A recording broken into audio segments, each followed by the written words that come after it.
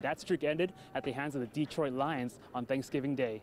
The Packers' next opponent, the Detroit Lions, this Thursday on Thanksgiving Day. Several sources have confirmed that Wisconsin running back Monty Ball is staying in Madison for his senior season. Now they have another thing in common. They both had their hearts broken by the St. Louis Cardinals. And the injury will force him to go home to California later this week, and it's very unlikely that he will return to the Woodchucks at all this season. Cody finds ways to use his legs in ways that you and I wouldn't. Oh, it's pretty good, Cody. People are excited to see the Blue Jays win a game at state for the very first time. Senior Associate Athletic Director John Chatema has resigned from his position. Practicing indoors means the pointers have to play with balls that are specially made for the indoors, which don't bounce quite correctly. Ryan Braun has failed a test for performance-enhancing drugs. Reporting from the Kohl Center, reporting from Camp Brownell Stadium, reporting from Miller Park, reporting from Lambeau Field, Kevin Liu, Newsline 9 Sports. 4 people, a dad, his 2 sons, and a family friend on the cusp of a 4,000-mile journey from Washington State to Maine, and it's all for charity. The Pourchots are getting their gear together. On Thursday, they will pack into a rental and drive out to Anacortes, Washington to start the journey. Yeah, we were talking about doing a bike trip of this magnitude at some point, and my 2 sons and I have been doing some bike trips in Wisconsin, different regions of Wisconsin and in Upper Michigan every August for the last 4 or 5 years, and then came together for us to do it this summer. Their goal to raise $20,000 for research for a disease called ataxia-telangiectasia, or AT. The Pourchots were introduced to Maddox, a 6-year-old with AT, and wanted to raise money for its cure. AT is a degenerative muscle disease that often makes a child wheelchair dependent by age 10. When asked about how he feels to bike across the country when Maddox struggles to even ride, Regan has a hard time holding his emotions. You know, it's kind of a contradiction. We're out here riding and using our legs and muscles, and there's a lot of kids that can't. But they're giving up a lot to do the ride. Oldest son Jake will miss commencement at UW-Stevens Point, where he will graduate 2 days after starting the trip. Oh, it feels great. I've never really liked ceremonies like that, so to be able to have a really good excuse to get out of it. Regan will be unavailable for a major milestone as well. I guess you can tell how understanding my wife is, because August 9th we'd be celebrating our 25th anniversary, and she's going to try to meet us on the road wherever we are out east. Their trip will last about 12 weeks, and with everything moving ahead full steam, they don't seem to have any regrets. And this is really a once-in-a-lifetime opportunity. We have a small window, I feel, with my kids getting older and commitments that we all have in today's busy world. Everything seems to be coming together that this will be a great summer to do this experience.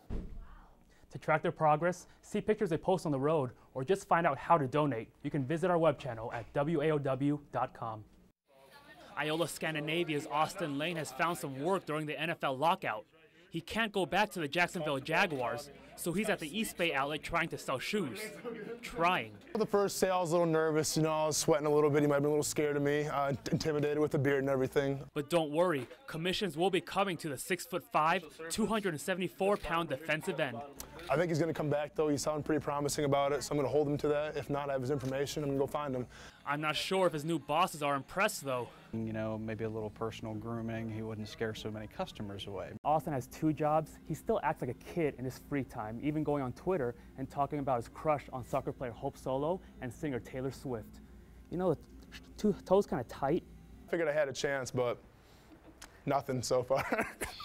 And he knows what he's doing on Twitter. He's consistently on ESPN's Twindex, which rates NFL players' activity and quality of tweets. When people see me, they're kind of frightened of me because, you know, my look, I got the beard going on and things like that. So I think Twitter is more of a way to come across my personality. The top spot in the Twindex belongs to Packer tight end Tom Crabtree. When Crabtree tweeted a picture of his Super Bowl ring, Lane decided to get it on, Twitter style. So I decided, all right, big deal, Super Bowl ring. I got my Little League championship trophy, and I showed that off the whole day. You know, we were rolling around my grandma's Buick. If you want to check out Austen on Twitter, he's at _train_92. Kevin Liu at Kevin K. Liu, Newsline 9 Sports. The Auburndale boys basketball team is ranked 3rd in Division IV with a 14-0 record, but the Apaches will have just 1 home game for the rest of the season. Tonight, they visit Edgar. 3rd quarter, Will Hanneman skies for the 3-pointer. Edgar down 35-26. Then Tyler Hartle in the paint gives the Apaches an 11-point lead. Back to Edgar. Caden Unteed with the trifecta pulls the Wildcats within 10 points, but too much Auburndale. Austin Hawkins with a great post position, kisses off the glass. Auburndale stays undefeated, winning 52-39. Marshfield native Ethan Finley has been one of the best college soccer players in the country the last 2 years, and today Major League Soccer showed him some love. Finley is a 10th pick by the Columbus Crew in today's MLS draft. Finley led Creighton to the semifinals of the 2011 College Cup. He was 12th in the country with 34 points. He is a two-time college All-American.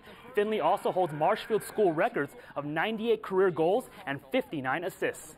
Wausau West meets Wausau East in the final of the Marathon Cup hockey tournament. The Warriors are defending state champs, ranked in the top 5 in Wisconsin, and have won the last 4 cups. A tall task for the Lumberjacks tonight as they face their crosstown rivals. Great start for the Warriors. Dan Schlate sends the puck toward keeper, and Tanner Gould gets a stick on it and scores 1-0 West. Later, West with a great chance to add to his lead here, but Anthony Lashua with a great save for the Lumberjacks. Then look at this effort by Kyle Lee. A one-man army, Nate, gets through 3 defenders and into the net. What a fantastic goal. 2-0 Warriors. East would come back though. Shot by Henry Knuckles, deflected by Zach Comfort, and in. But West wins its 5th straight Marathon Cup, beating East. The top cross-country skiers from the Midwest gathered in Wausau today for Junior Olympic qualifying. Freestyle skiers from middle school up to the age of 20 compete for a chance to go to Junior Nationals in Utah this spring. We start with the women's top older juniors who are 18 years old and above, and it's going to be Elizabeth Simak from Hayward, Wisconsin. She takes the top female spot. Next up, it's the men's older junior number 1s. Each race is about 5 minutes. Each course is different, so they don't bother taking down times. There's a higher emphasis placed on where a racer finishes. So Minnesota's Ben Saxton can cruise to the finish line. He'll have a spot reserved for him at Junior Nationals as well. Stevens Point grad Jasmine Rose is the best in the world at what she does. She's 18 years old and she holds the world record in the deadlift for her age group. Deadlifters use their whole body to pick up as much weight as they can.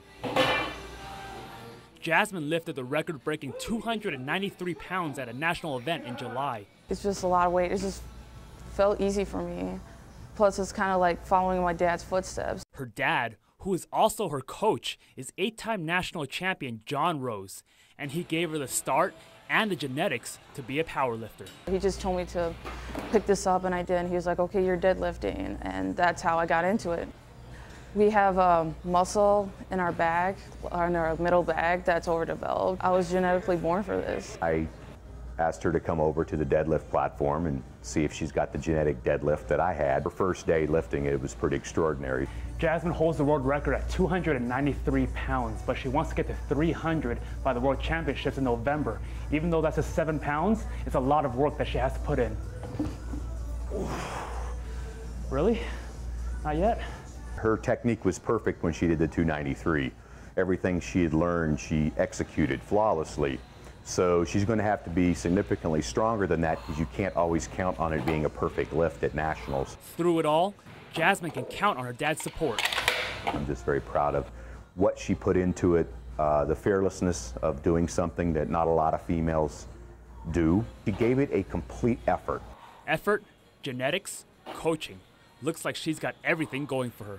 Kevin Liu, Newsline 9 Sports. Anybody else a sports nerd? Emily? No?